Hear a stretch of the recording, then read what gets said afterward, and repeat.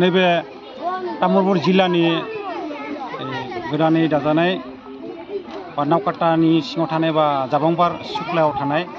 जोहोलावफुरि पार्कआव मोनसे Bodoland fine art society नावकाटानि आन्दाराव थानाय गंथाम ब्रान्च बेटागाव आर्ट सेन्टार सिनेगाव आर्ट सेन्टार आरो नावकाटा आर्ट सेन्टारखौ लानानै जयै बेयाव गथ'फोरखौ नैबे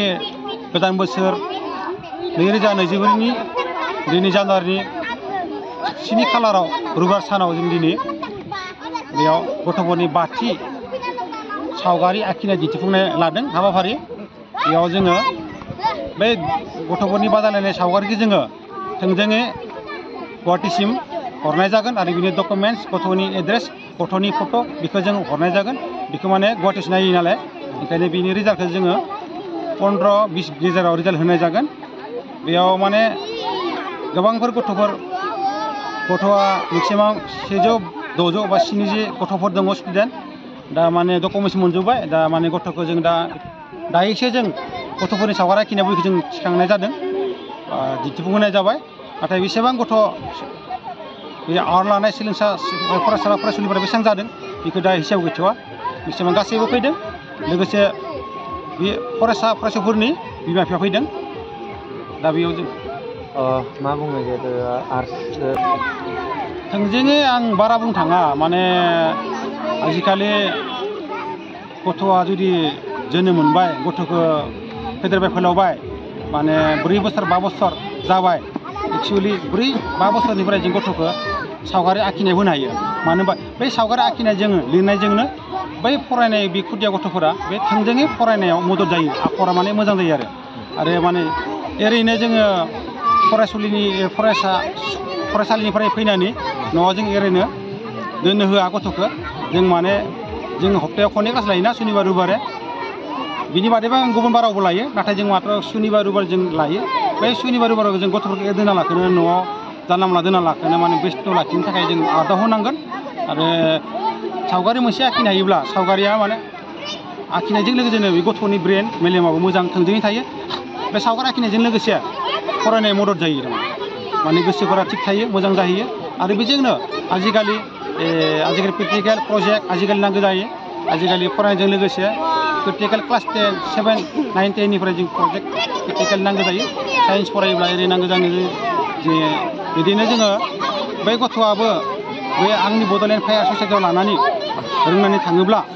बे गथ'आ जुदि BE पास फरायनानै फोजोबना लानायजों लोगोसे बे नैबेनि आर्टनि कर्सखौ फोजोबनानै जुदि लायोब्ला बे थोंजोङै गभर्नमेन्ट अफ कलेज होनना बुङो ओरैनो जोंनिया गुवाहाटी भकेसनेल कलेज दङ बिदिनो क'क्राझार फाइन आर्ट कलेज दङ बिदिनो बे कलेजाव आंनिफ्राय डिप्ल'माखौ लांनानै थोंजोङै BE पास फरायनाय जोबोब्ला बे आर्टजों आङो बे आर्ट कलेजाव लगायहरनो हायो। नोंथांमोननि जिहेतु फाइन आर्ट कलेजनिफ्राय आंनियाव दिनै स्कुला नैबे माने 2005आव गायसनदोंमोन ना नाथाय बिनि 3 बोसोरनि सिगाङावनो आङो माने लेखा खालामालाखौनो बिनि आगोलनिफ्रायनो गथ'फोरखौ फोरोंबाय थादोंमोन आङो नाथाय दिनै स्कुला दिनैसिम गोदान बोसोरनि 2020 আজি আমার ইয়াতে তামুলপুর ডিস্ট্রিক্টর মানে जोहोलावफुरि पार्क মানে জাবংপার বা নাওকাটা বড'লেণ্ড ফাইন আর্ট সসাইটি নাওকাটা মানে আন্ডাৰত এই বছৰ 2024 চনত আজি তাতে মানে আমি পঞ্চম চিত্ৰকলা প্ৰদৰ্শনী আয়োজন কৰা হৈছে। তাতে ৰাতিপুৱা আগতে আমি 10 বজাৰ পৰা মানে 2টা বজালৈ আমি বৰ্তমান হাতলৈ আছে। তাতে আমি নাওকাটা বড'লেণ্ড ফাইন সচাইটিয়ে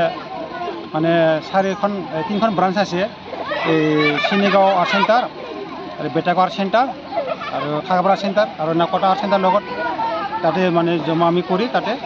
আজি পঞ্চম চিত্ৰকলা প্ৰদৰ্শনীতে আমি তাতে মানে ভাগ কাৰ্যসূচী বনাইছোঁ। তাতে আমি মানে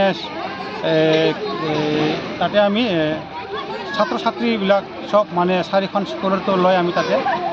মানে চিত্ৰাংকন প্ৰতিযোগিতা পাতিছোঁ। মানে তাতে মানে আজি আমি এই ছাত্ৰ ছাত্ৰীৰ মানে চিত্ৰাংকন প্ৰতিযোগিতা পাতা বহিখন নিশ্চয় আমি যিটো নেকি বড'লেণ্ড ফাইন আৰ্ট সচাইটিৰ মানে হয় মানে সেই আমাৰ গুৱাহাটী ছ'চাইটি এই বহিখন চাৱা যাব তাতে গুৱাহাটী সম্পৰ্ক মানে হেড অফিচত এই বহি মানে বাচ্চাৰ মানে ডকুমেণ্টছ আৰু ফুল এড্ৰেছ এইবোৰো আমি গুৱাহাটীলৈ পঠাব আৰু তেখেতে গুৱাহাটীৰ ছাৰকেইটা আমাৰ বহিটো চোৱা যাব তাতে আমি 15 জানুৱাৰী 15 বা ডিচেম্বৰ ভিতৰত আমি ৰিজাল্টটো দিয়া যায় কিমান চলি আছে অংশগ্ৰহণ কৰিছে তাতে মেক্সিমাম বডোলেণ্ড ফাইন আৰ্ট ছ'চাইটিৰ আণ্ডাৰত এই তিনিখন ব্ৰাঞ্চ হৈ মানে লগ কৰি আমি 160 বা 70 ওপৰ ষ্টুডেণ্ট আছে আজি 7 জানুৱাৰী নাওকাটা আৰ্ট ছ'চাইটি লিমিটেডৰ সহায়ত এখন আৰ্ট প্ৰতিযোগিতা কম্পিটিশ্যন পতা হৈছে ইয়াত বহুত ল'ৰা ছোৱালীয়ে অংশগ্ৰহণ কৰিছে যিহেতু আজি ৰবিবাৰ দিনা জৱাহৰলাল পাৰ্কত এখন আৰ্ট প্ৰতিযোগিতা পতা হৈছে ইয়াত বহুত সৌন্দৰ্য বা বহুত অভিভাৱক অভিভাৱকবিলাক উপস্থিত আছে বা ল'ৰা ছোৱালীখিনি বহুত আগ্ৰহেৰে উৎসাহিত কৰি আহিছে ইয়াতে কম্পিটিশ্যন দিবৰ কাৰণে আশা কৰিছে যে ভৱিষ্যতৰ কাৰণে সিহঁতে অলপ আৰু ওপৰলৈ উঠিব কাৰণে মই প্ৰাকৃতিক সৌন্দৰ্য আহিছে যিহেতু পাৰ্কত যিখিনি বস্তু আছে সেইখিনিয়ে সিহঁতে চিত্ৰাংকন প্ৰতিযোগিতা আৰম্ভ কৰিছে সিহঁতে